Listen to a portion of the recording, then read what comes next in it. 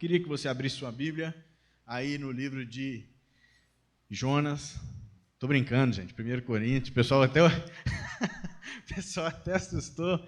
1 Coríntios, capítulo 8. Nós vamos caminhar aqui mais uns dias. Depois eu vou parar. Você que está pela internet, que Deus abençoe você, mandou mensagem aí no chat. Você que está de outro estado, eu vi que a irmã Dulcineia está falando lá de Corumbá. Que Deus abençoe a irmã, sua casa, sua família e outros irmãos também que sempre assistem a respeito de outros lugares. Que Deus abençoe você. Nós vamos ler o texto a partir do versículo 1. Diz assim: com respeito aos alimentos sacrificados aos ídolos, sabemos que todos temos conhecimento, e o conhecimento traz orgulho, mas o amor edifica.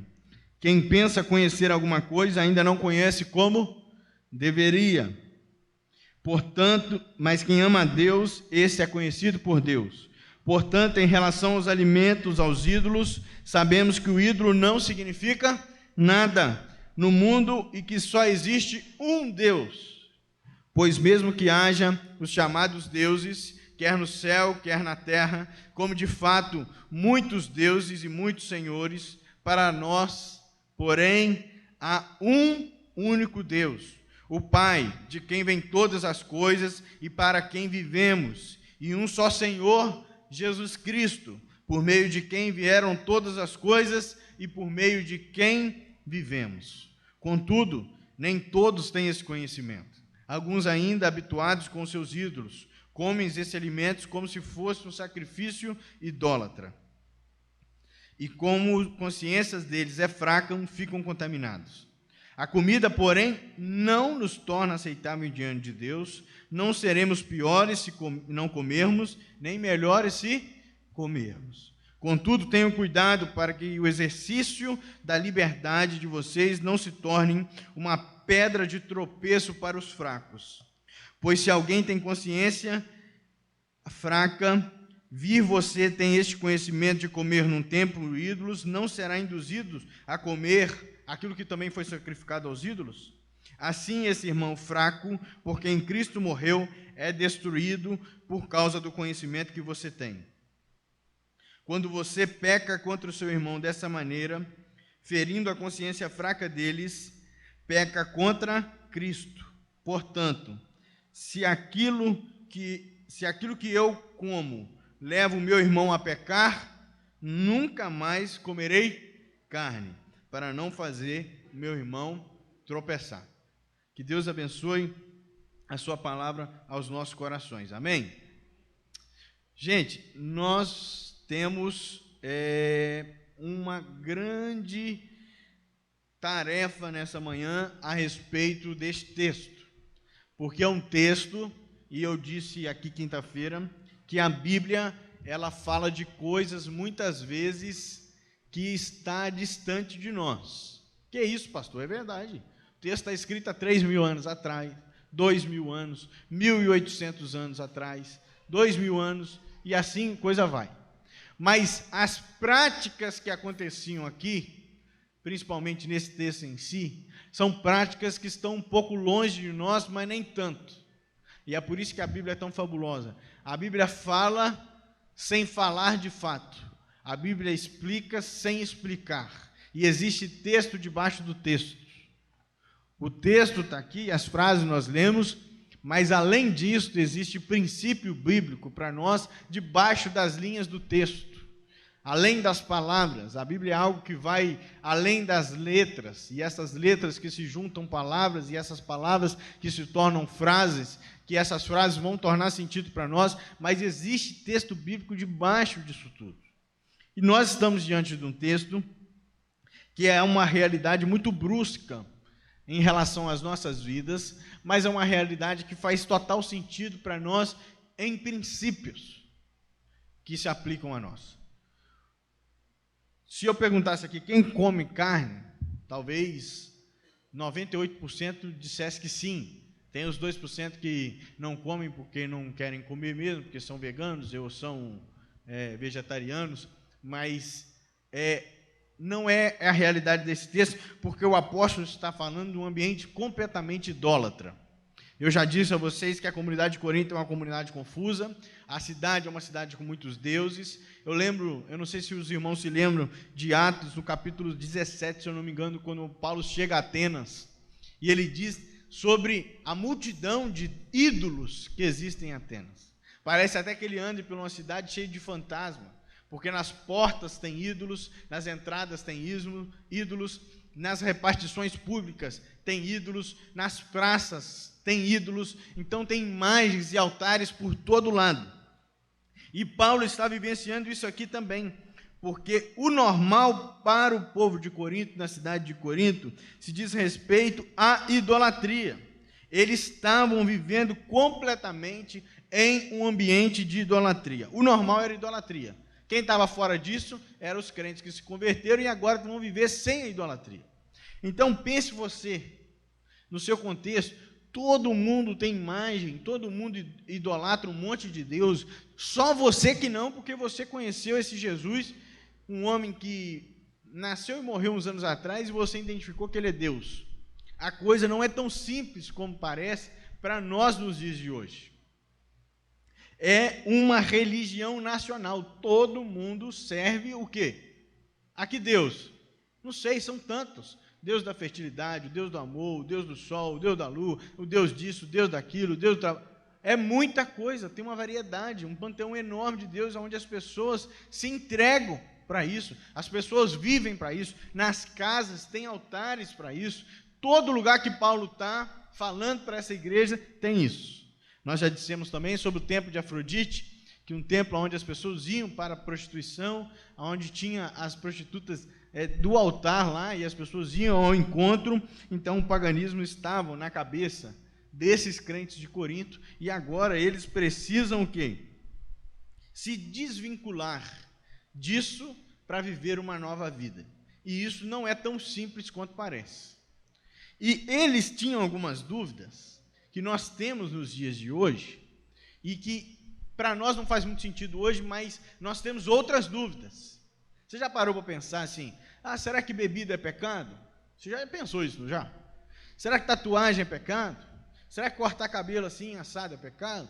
Será que ir na praia no dia de domingo e não ir na igreja é pecado? Será que usar determinado tipo de roupa é pecado ou não?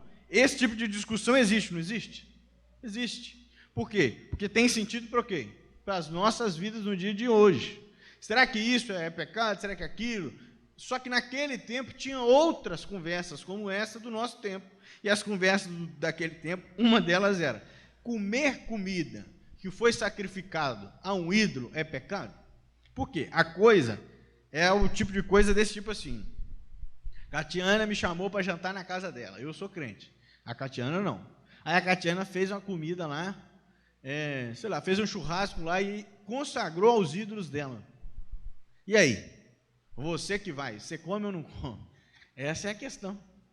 É aqui que está a discussão que o apóstolo enfrenta, e ele vê que é uma dificuldade para os irmãos que estão em Corinto. É por isso que no versículo 1, olha, com a respeito aos ídolos sacrificados, olha aí, versículo 1, com respeito aos ídolos aos alimentos sacrificados aos ídolos. Por que ele está falando assim? Porque alguém já perguntou. Falou, Paulo, como é que a gente faz? Com respeito aos ídolos sacrificados. Ele está respondendo a alguém. Sabemos que todos temos esse conhecimento. Então, ele está vivendo numa ideia onde as comidas estão disponíveis em sacrifício, não só nas casas, não só no próprio templo, não só em outros lugares, mas como no mercado. Você chega lá no mercado e fala para o açougueiro lá, ô fulano, me dá 2 quilos de carne aí. Tem sacrificada a ídolos e consagrada, e tem aquela que não tem. Faz o quê? Então, a comunidade de Corinto está vivendo nessa ideia. E aí nós precisamos olhar para esse texto com um senso de urgência, porque nós não estamos, talvez, indo no mercadinho comprar nossa carne sacrificada ao ídolo, mas muitos de nós estamos entregando ao nosso coração aos ídolos desse tempo. Tem muita gente que não sacrificou carne e alimento nenhum, não sacrificou o arroz, não entregou o feijão ao ídolo, mas tem entregado a sua mente, seu coração, a sua boca, aquilo que não nos faz bem. E idolatria é tudo aquilo que nos afasta e tira o lugar de Deus do nosso coração. Você pode ser idólatra sem ter altar nenhum, mas você idolatra seu filho e a sua filha como a melhor coisa que existe no universo. Você pode não ter altar nenhum na sua casa e fazer adoração nenhuma a nenhum tipo de boneco, mas você talvez entrega o seu coração ao seu trabalho e sacrifica a sua casa, a sua família em bem-estar do dinheiro. Talvez você tenha entregado alguma coisa ao Senhor, alguma coisa a um certo ídolo, que essa coisa deveria pertencer ao Senhor. Afinal, nós precisamos amar a Deus sobre todas as coisas, com todo o nosso entendimento, com toda a nossa força e com toda a nossa alma, tudo que nós temos. Nós precisamos entregar o nosso coração ao Senhor. Quando o Senhor mora dentro de nós, e a Bíblia diz que Deus não, o apóstolo, nós já tratamos sobre isso, Deus não mais vive e habita em templos feitos por quem? Por mãos humanas, mas Ele está onde? Dentro do meu e do seu coração, dentro da sua vida. E se você faz isso, não tem como você entregar uma parte para alguém e outra parte para outra pessoa. Viver com Jesus é simplesmente entregar tudo o que você tem ao Senhor. Não existe meio termo, não existe conversinha, não existe barganha. Jesus entra na porta e bate, mas aquele que ouvir, ele faz o quê? Ele entra, ele não fica do lado de fora esperando um pedacinho de você, não. Ele vai morar dentro de você. Jesus que nós servimos é um Deus que transforma aquele apóstolo, aquele homem, o Saulo, aquele que é o perseguidor feroz da igreja, e ele vê os crentes morrendo, e ele acorda pensando nisso, ele respira isso. O texto diz que Paulo respirava ameaça de morte contra a igreja de Jesus, mas ele não está mais assim. Agora ele é o maior missionário que já existiu. Ele pensa como plantar igrejas, ele ajuda, ele orienta, ele abençoa, ele prega. Por quê? Porque toda vez que nós encontramos com Jesus, nós somos transformados. Não tem como entregar somente uma parte da nossa vida a Jesus. A nossa mente precisa ser cativa ao Senhor. O nosso coração precisa ser entregue ao Senhor. O nosso dinheiro precisa ser entregue ao Senhor. A nossa casa precisa ser entregue ao Senhor. Os nossos filhos, os netos precisam ser entregues ao Senhor. Mas além disso tudo, quando eu digo nosso coração, porque a Bíblia trata o coração como aonde a gente pensa, mas nossa cabeça, nosso cérebro, nosso coração, a nossa vontade, desejo e sonho precisa estar aos pés do Senhor. Se nós não entregarmos isso ao Senhor, nós já estaremos vivendo em idolatria. E às vezes essa idolatria é de nós mesmos. Você já viu? Quando você, por exemplo, não pergunta nada a Deus quando tem que tomar uma decisão e decide perguntar a si próprio e fazer da sua própria maneira, você está dizendo para Deus que você prefere uma consulta sua do que da parte de Deus. Quando você liga para o seu vizinho, para o seu amigo, para ele te dar um conselho, mas você não fechou seus olhos nenhuma vez, ou nem orou com os olhos abertos, igual eu oro muito de vez em quando, e os irmãos me perdoem, já abrindo parênteses, nós precisamos entender que Deus é um Deus que requer de nós relacionamento. A Bíblia diz que Jesus veio e habitou entre nós, seres humanos. Ele foi ser humano. E a ser humanidade de Jesus, que nem existe essa palavra, ela está ligada no fato que Jesus compartilha e comunga com os outros as coisas. Jesus sempre está envolvido no ambiente de pessoas. Raras vezes ele está sozinho, mas ele está sozinho para quê? Para estar em relacionamento com Deus, mas ele está treinando os seus discípulos, está conversando com os seus discípulos, ele está instruindo, ele está dizendo para não fazer isso, ele está caminhando, ele está operando milagres, ele está pregando, tudo isso em prol do quê? Das pessoas. Meus irmãos, nós não podemos achar que Deus está lá no céu, mandou Jesus para se relacionar com as pessoas, e agora nós mesmos não vamos nos relacionar com as pessoas. Talvez a melhor maneira de você se tornar humano de fato é você entregar a sua humanidade à pessoa de alguém. Gente, todos nós choramos, todos nós sorrimos, todos nós temos fome, todos nós temos cansaço, sono, todos nós temos angústias, tristezas, decepções. Não existe ninguém no mundo que não tenha decepção. Não existe ninguém, até uma criança pequena. Ela se decepciona com a sua mãe, porque sua mãe diz não para ela, que ela não vai fazer aquilo que ela imagina. Ela não é. E imediatamente ela chora. Todos nós temos projetos não realizados que se tornaram um pouco de chateação para nós. A maioria quase absoluta de nós temos decepções amorosas. A maioria de nós queremos, às vezes, ganhar mais do que nós ganhamos hoje.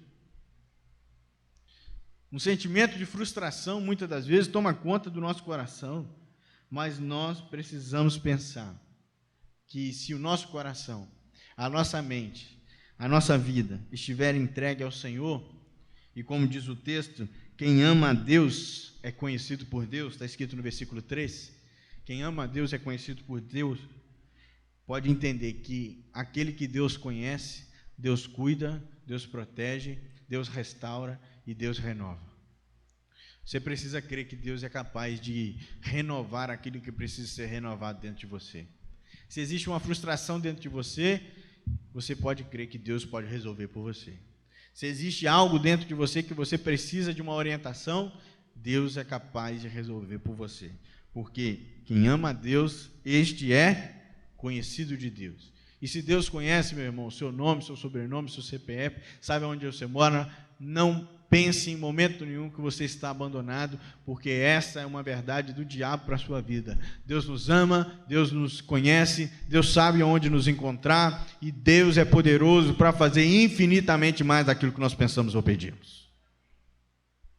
O texto continua dizendo que nós precisamos entender que Ele, e o texto vai falar agora sobre um pouco da consciência, Ele é capaz de fazer com que a nossa consciência seja fraca ou forte aos pés do Senhor. O texto, olha só, no versículo 6, olha comigo aí, fazendo favor, versículo 6. Vamos ler todos juntos? 1, 2 e... Para nós, porém...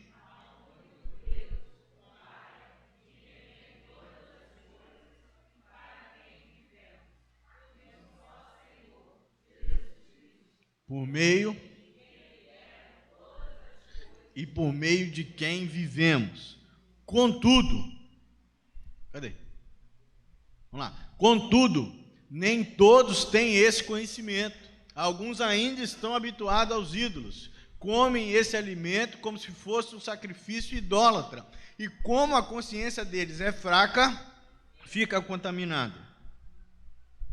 Vamos lá? A comida...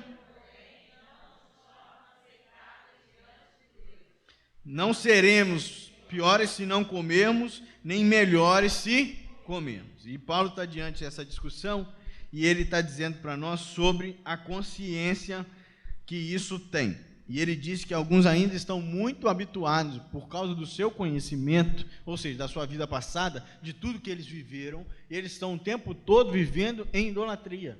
E alguns ainda estão muito habituados a isso. Ele fala, esses ainda têm a sua consciência fraca. É a realidade que alguns desses irmãos estão com dificuldade em fazer essa mudança. Mas o apóstolo ainda diz em Romanos 2, versículo 14 e 15, que essa consciência não é a lei de Deus, ela produz um testemunho diante da lei. Nós podemos até ouvir e relembrar a frase de um escritor, que ele diz que dentro da nossa consciência parece que é instaurado uma comissão de julgamento de Deus. Porque quando você faz alguma coisa errada, a sua consciência apita, não apita? Bim, bim, bim, bim, bim, bim, bim. É igual quando você vai dar ré no carro. Esses carros mais novos que tem sensor de ré, você está dando ré, antes de bater, te avisando. Vai bater, vai bater, vai bater, vai bater, vai bater. Pau, bateu. Por quê? É como se fosse a nossa consciência na nossa cabeça. Quando a gente vai fazer algo errado, ó, não faça, não faça, não faça, não faça, não faça, você fez. E o que acontece no final? Você fez, você está errado. A nossa consciência parece que tem uma coisa, mas o apóstolo diz que existem alguns que têm a consciência fraca. E será por que alguns ainda vivem com essa consciência fraca? Eu queria que nós pensássemos nisso nessa manhã. Será que eu e você temos a nossa consciência fraca? O nosso senso de moral e ética o nosso senso de conduta cristã, o nosso senso de vida com Deus, será que ela está arruinada? Ou melhor, será que a nossa consciência está embebedada, está cheia, está envolta de coisas do mundo, ao ponto de nós não olharmos para o pecado como pecado mais? Eu falei aqui alguns dias, não sei nem mais que dia que foi, acho que foi hoje de manhã também, que nós temos um problema, gente, nós temos uma dificuldade na nossa geração.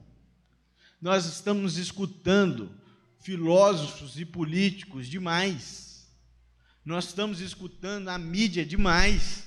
Nós estamos escutando gente que quer moldar a nossa cabeça e tem conseguido. Tem conseguido. A nossa consciência não mais apita para algumas coisas. A nossa consciência não mais grita quando nós vamos fazer alguma coisa ou quando nós vamos apoiar alguma coisa. Eu disse aqui hoje de manhã, eu me entristeço muito, particularmente, quando eu vejo um dado, e qual foi soltado em poucos lugares, que ano passado nós tivemos quase 800 mil abortos. Eu me entristeço demais. São 800 mil crianças mortas ao redor do mundo e ninguém deu um pio. Está todo mundo achando bonito. Está todo mundo batendo palma e dizendo que cada um pode fazer o que quiser da sua vida. Está todo mundo dizendo que pode sim acabar com uma vida ali, uma criança que iria nascer, simplesmente porque nós vivemos num tempo onde o relativismo tomou conta. Mas aí eu vejo também campanhas publicitárias enormes, gigantescas, e que o pessoal se envolve para que as tartarugas não comam plástico e fica todo mundo cuidando dos ovos da tartaruga.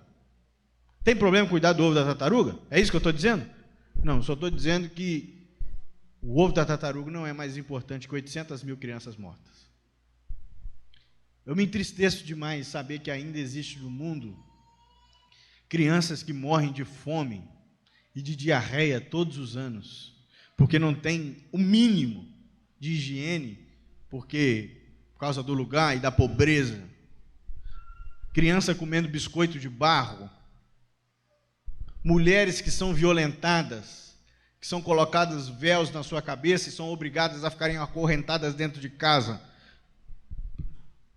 simplesmente porque vivem em ambiente de opressão, em países que não têm liberdade qualquer, e nós aqui no Brasil batemos palma para isso.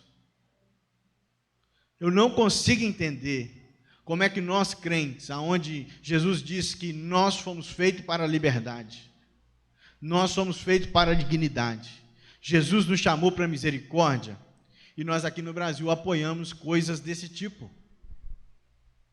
Sabe por quê? Porque a nossa consciência não mais apita sobre essas coisas, porque a nossa consciência está embebedada de ideologias do diabo. E aqui eu não estou dizendo nem de A e nem de B, eu estou dizendo de coisas que não agradam a Deus. O problema é que toda vez que vai falar sobre isso, ninguém tem a capacidade, e às vezes, o senso crítico de ouvir e imaginar que eu estou falando do político favorito. Eu não estou falando de ninguém. Estou falando dos crentes. Os crentes não podem se voltar para esse tipo de coisa e achar que está tudo normal. Eu falei aqui hoje de manhã, me impressiona o fato da gente pensar em liberação de droga, investir o nosso dinheiro e o nosso recurso na Cristolândia que recupera os drogados. Isso não tem sentido. Olha, eu quero recuperar. Aí o pessoal da Cristolândia vem aqui, todo mundo chora e todo mundo canta, eu sou livre. Aí vai discutir um assunto de saúde pública, um assunto público. Não, tem que liberar as drogas, assim, cada um pode fazer o que quiser. A gente vai falar sobre liberdade religiosa e sempre olha para o lado que não te dá liberdade. Aí vai orar para o missionário perseguido. A nossa consciência não apita mais, como o carro apita, para coisas óbvias, porque a nossa consciência não está mais ligada naquilo que é a palavra de Deus. A nossa consciência está preocupada com aquilo que o político favorito vai dizer. com aquilo que aquele deputado, vereador quer fazer. A nossa consciência está preocupada naquilo que o Twitter disse, que o influencer disse, mas aquilo que a Bíblia disse, nós simplesmente jogamos na lata do lixo da história. Nós não nos lembramos que dentro do Ocidente, a liberdade que nós temos, ela é dada por causa dos cristãos, gente. As universidades foram criadas pelos crentes, na maioria das vezes, ou pela Igreja Católica ou pelos protestantes. Os hospitais, os orfanatos, as clínicas de recuperação, tudo isso veio da moral cristã. Ou vocês acham que vieram da onde? Do paganismo? Do mundo islâmico, muçulmano, terrorista, extremista? Não, isso veio da boa vontade de Jesus, que diz que a vontade e a misericórdia precisam caminhar lado a lado, e que Jesus disse que nós precisamos amar o nosso inimigo. O assunto da pobreza é tratado no mundo, vocês acham por quê? Tanto de um lado quanto de outro, nós precisamos entender que eu não sou nenhuma coisa nem outra, eu sou do povo de Jesus, eu sou do povo que tem alguém como rei, que é misericordioso e bondoso, e que não faz acepção de pessoa.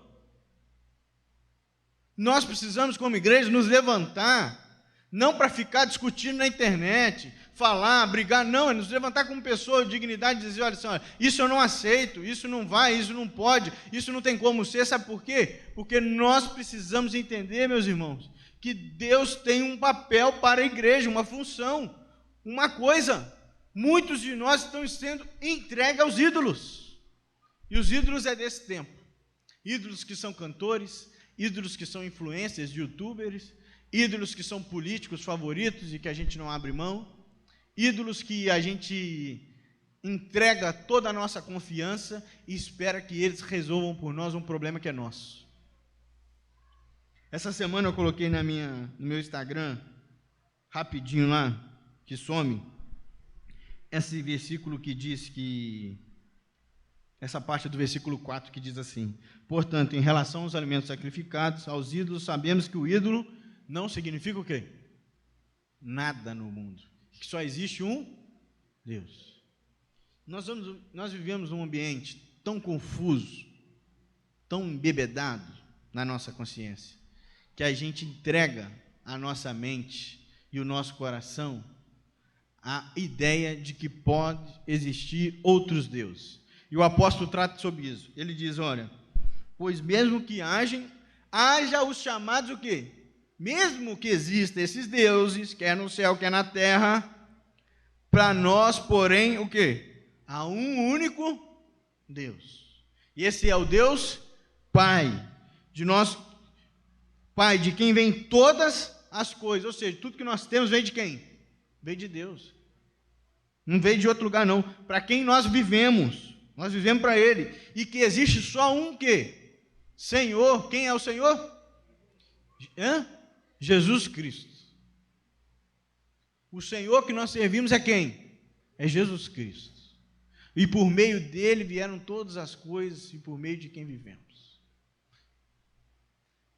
Meus queridos irmãos, se nós não nos atentarmos, nós não nos colocarmos em posição de batalha, nós não assumimos o papel que é nosso como igreja, nós vamos cada vez mais sucumbir às ideologias do diabo, às ideologias malignas, às verdades que são impostas por aí e que a gente pode ser aquilo que nós quisermos. Nós não podemos sermos aquilo que nós quisermos.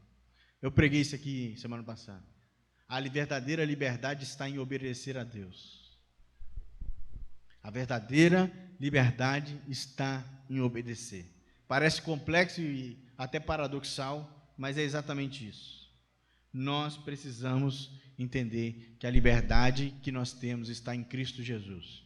E a liberdade que não temos não é para matarmos os outros, para afogarmos esse mundo na pobreza, não é para sermos preconceituosos, não é para nós usarmos de pecado, não é para nós sermos racistas, não é para nós sermos machistas, não é para nada disso. A liberdade que Cristo nos deu foi para demonstrar misericórdia e amor para as pessoas. O livro de Colossenses, no capítulo 1, no versículo 15 em diante, diz assim: Ele é a imagem do Deus invisível, e ele é o primogênito de toda a criação. Pois nele foram criadas todas as coisas nos céus e na terra, visíveis e as invisíveis, sejam tronos ou soberanias, poderes, autoridades. Todas as coisas foram criadas por ele e para ele. Ele é antes de todas as coisas e nele tudo subsiste. Quem esqueceu que Jesus é o centro da sua vida, já entregou sua vida para alguém governar. Não tem como viver uma vida aqui sem entregar ela para alguém. Porque mesmo que você diga que você é a pessoa que toma conta da sua própria vida, você já decidiu quem quer que vai governar a sua vida. E quem vai governar a sua vida é você, falho, pecador, errante, que erra com as pessoas, que fala mal dos outros, que não sabe o que decidir, que não tem solução para problemas grandes. Então, eu, nessa manhã, quero que nós possamos lembrar que a liberdade que Cristo nos deu foi para entregarmos as nossas vidas ao Senhor, para Ele governar, porque Cristo governa muito melhor do que nós mesmos. Antigamente a gente cantava, né, que com Jesus no barco tudo ia muito bem. Mas a gente agora está deixando Jesus, sabe aonde? Lá no fundo do porão do barco, remando como um escravo, simplesmente para fazer a coisa funcionar, para Ele nos dar os benefícios da escravidão dEle, da morte dEle, e a gente não quer assumir as coisas que nós precisamos assumir. Viver com Jesus é fácil? Não é fácil. Uma vez eu ouvi que era fácil, eu fiquei indignado. Não é fácil. Sabe por que não é fácil? Porque o pecado vem todos os dias. O diabo está como um leão ao nosso derredor, que vem para nos matar, acabar conosco. Aqueles que não acreditam no diabo já estão vivendo na própria verdade que o diabo botou na cabeça deles. O diabo anda ao nosso derredor, mas a Bíblia diz que Jesus é mais poderoso que o diabo. Jesus é capaz de matar o diabo. Ele pisou na cabeça da serpente. Na sua morte ele já venceu para todo sempre. E ele um dia governará em eternidade.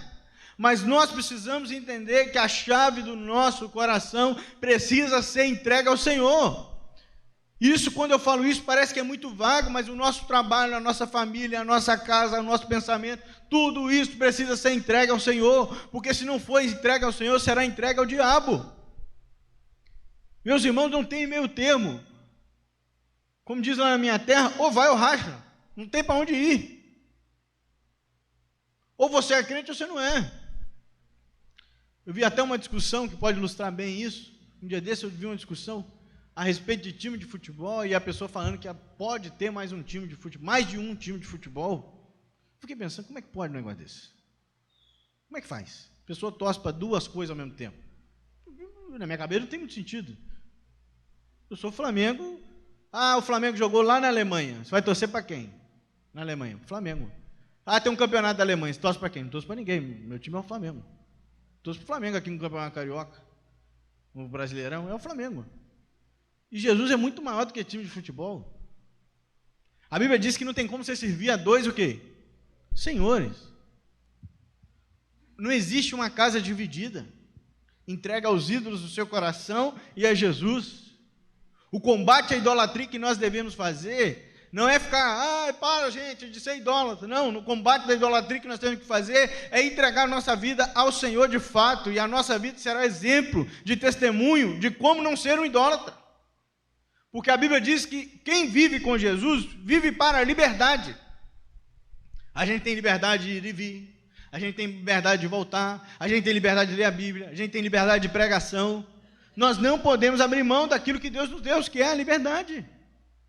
E o texto diz exatamente isso. Aqueles que têm consciência fraca. Eu acredito que naqueles tempos, meus irmãos, muitos desses irmãos da igreja de Corinto tinham sim a consciência fraca, porque ainda estavam bêbados da doutrina da idolatria do tempo que eles estavam no paganismo.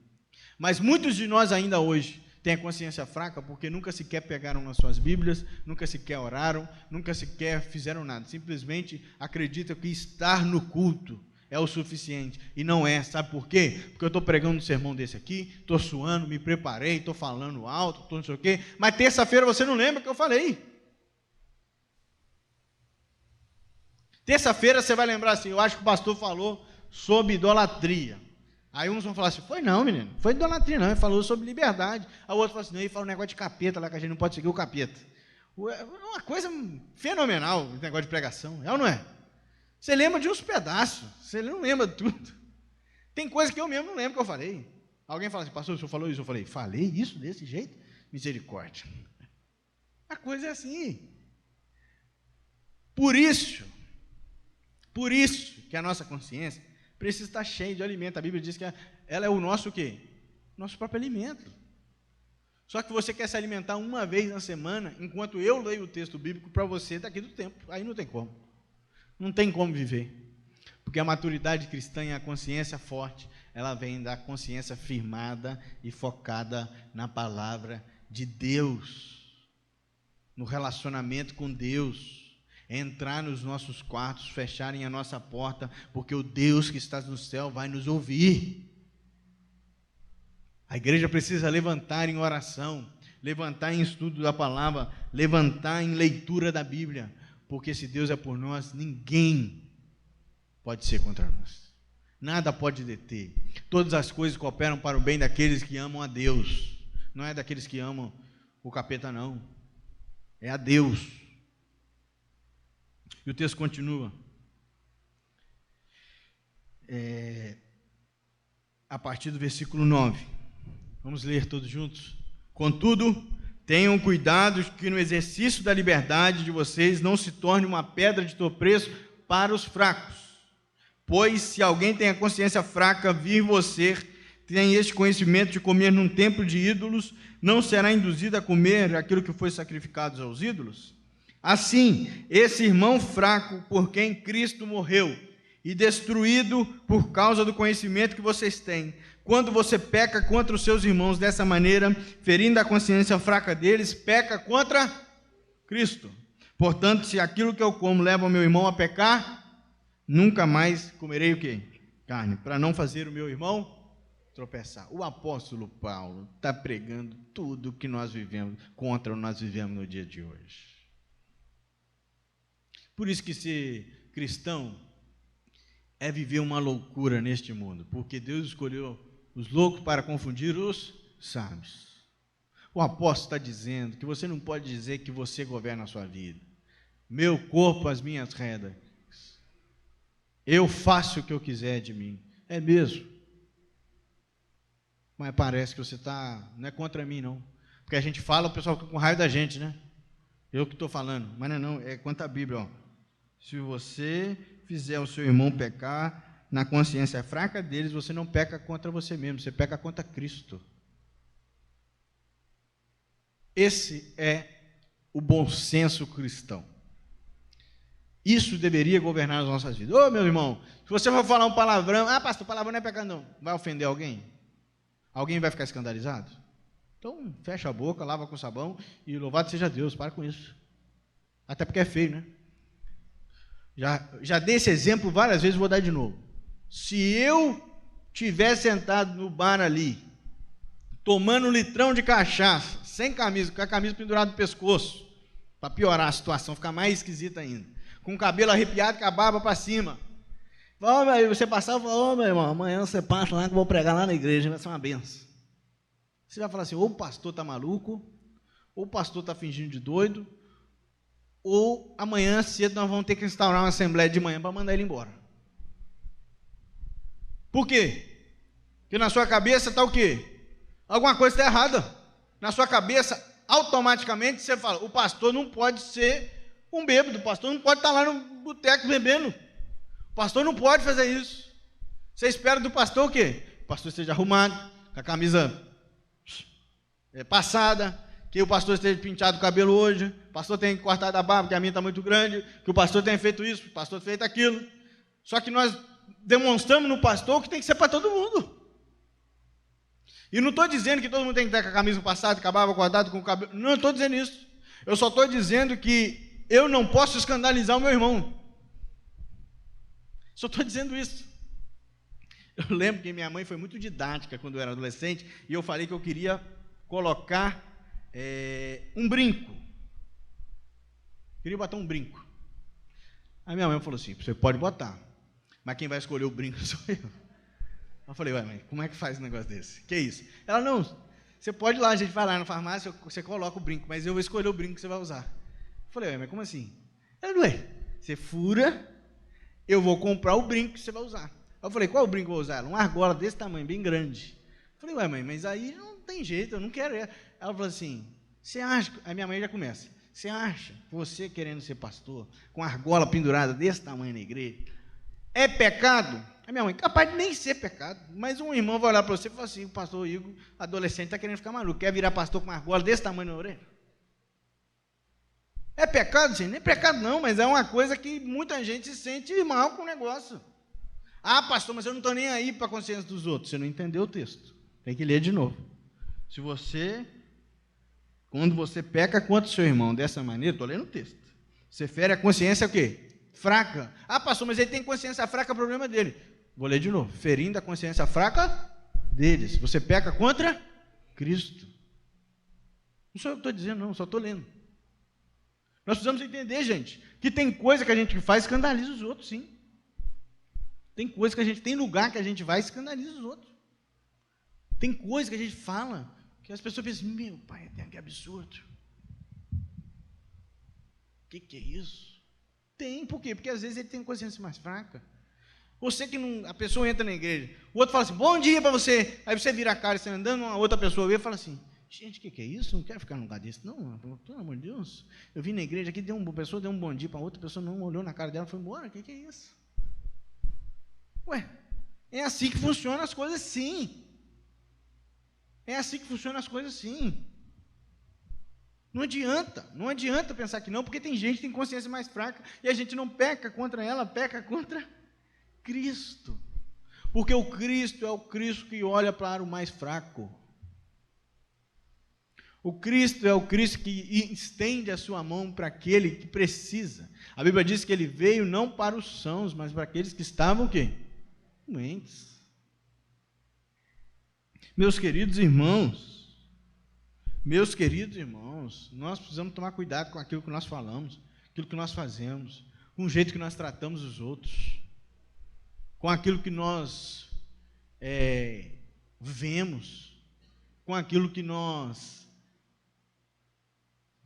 vivemos, do jeito que nós vivemos. Eu confesso que eu nem gosto de pregar esse tipo de sermão, não gosto mesmo. Sabe por quê? Porque nós estamos vivendo um tempo que vai todo mundo para casa assim, nossa, o sermão hoje foi enjoado demais da conta. Pastor cheio de lição de moral. Pastor hoje estava demais. Falou que eu não posso ver isso, que eu não posso beber cachaça, que eu não pode mesmo não. Não pode aquilo, que não pode aquilo, que não pode aquilo, que não pode... Porque a gente acha, no nosso tempo, a gente acha que nós somos as últimas bolachinhas do universo e que a história não aconteceu com mais de 2.000 anos, 3.000 anos de história. Nós achamos que nós, agora nesse tempo, onde a razão é a melhor coisa que existe e nosso racionalismo precisa pensar em tudo, ter resposta para tudo, a gente acha que pode fazer tudo do jeito que a gente quer. Só que nós esquecemos que não é isso que Cristo nos ensinou. Não é isso que Deus fez por nós. Você acha que Jesus fez as coisas e ele não se cuidou daquilo que ele ia fazer, não? A Bíblia diz que ele viveu como? Sem pecado.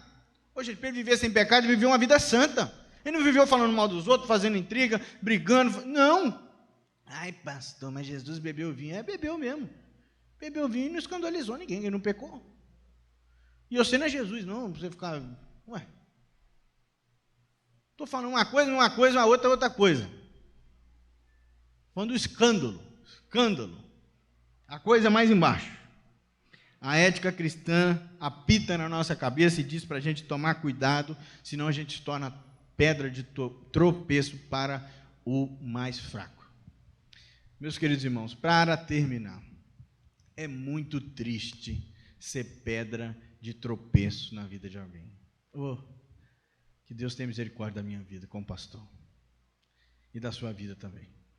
A pessoa falar que saiu da igreja por causa de você.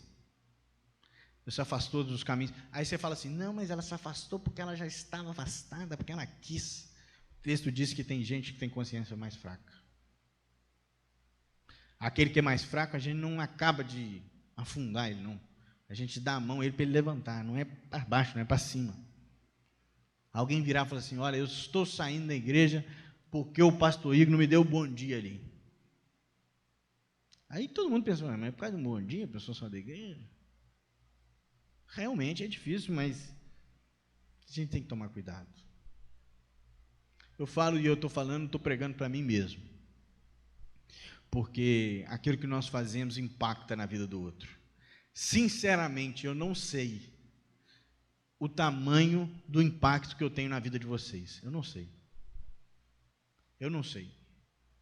E nenhum de nós sabe o que tem na vida do outro. Porque muitos de nós vivemos algumas relações. Por exemplo, vou dar um exemplo. Às vezes você está casado e alguém separou. Você pensa assim, nossa, mas eu me inspirava tanto na pessoa, a pessoa nem sabe que você se inspirava nela. Isso não já aconteceu? Acontece. Acontece. Uma vez eu ouvi de um amigo meu, rapaz, eu não acredito nem no amor mais, porque depois que isso aconteceu com aquele casal lá. Por quê? Porque acontece com um casal, acontece com um homem, com uma mulher, com todo mundo é pecador e a coisa é assim mesmo. Não vigiar, a gente tem que orar e o quê? Vigiar, estar contente o quê? Em alerta, porque a coisa vem todo dia. Então, meus irmãos, nós precisamos entender que o impacto que nós temos na vida do outro não pode ser tratado de qualquer maneira. O impacto que nós temos na vida do outro precisa ser levado a sério. Do mesmo jeito que você abençoa, você amaldiçoa alguém. A Bíblia diz que em Malaquias, os sacerdotes abriam a boca para abençoar e acabavam amaldiçoando. Por quê? Porque a conduta deles era uma conduta ruim. A conduta dele era uma conduta que não agradava ao Senhor. As condutas dos nossos irmãos e da minha vida e da sua vida precisa abençoar a vida do outro. Eu queria orar com você, que você ficasse de pé.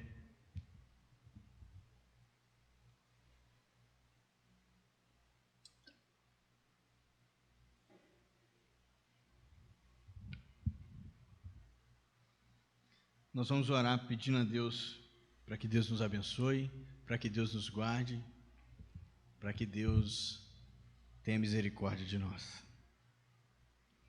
Fechar os nossos olhos?